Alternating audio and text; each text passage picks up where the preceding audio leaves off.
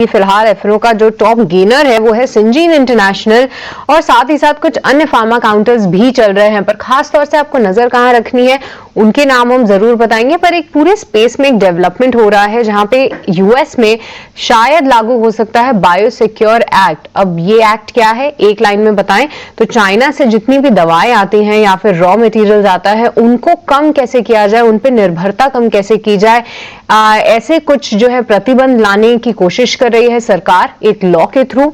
और ऐसे में होगा ये कि जो भारतीय कंपनीज हैं जिनका खास तौर से स्मॉल मॉलिक्यूल्स या फिर एपीआई में थोड़ा एक्सपोजर ज्यादा है उनको फायदा होगा। ऐसा नहीं है कि ओवरनाइट जो है सप्लाईज चालू हो जाएंगी और इनको ऑर्डर्स मिलेंगे। ये एक लंबा प्रोसेस होता है, कई सारे अप्रूवल्स के थ्रू जाना पड़ता है, तो 2 से 3 साल लग सकते हैं। पर एक बड़ा डेवलपमेंट होगा क्योंकि चाइना के ऊपर भारी निर्भरता है, ना ही सिर्फ यूएस के मार्केट्स में बल्कि पूरी दुनिया जो है चाइना से अपनी एपीआई या फिर मेडिसिन लेती है।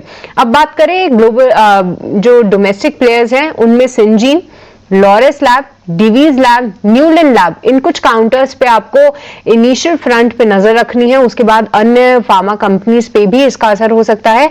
पर आप देखिए अब बायोकॉन और सिंजीन 3-3% की तेजी दिखा रहे हैं, साथ ही लॉरेस लैब भी एक अच्छे ब्रेकआउट के संकेत दे रहा है। पर अंशुल, आपसे समझना चाहेंगे ये तीनों काउंटर्स में से अगर एक का चुनाव करना है तो कौन सा सबसे मजबूत लग रहा है आपको चार्ट्स पे?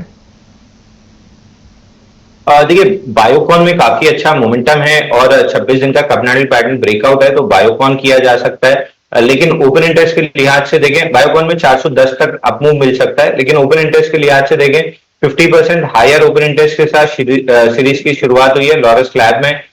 यहाँ पे ब्रेकआउट भी बन रहा है आज के सेशन में 482 483 की जोन के ऊपर। तो जैसे ही 483 के ऊपर सस्टेन करता है लॉरेस लैब में बाइंग करना चाहिए। 540 का इनिशियल टारगेट रहेगा।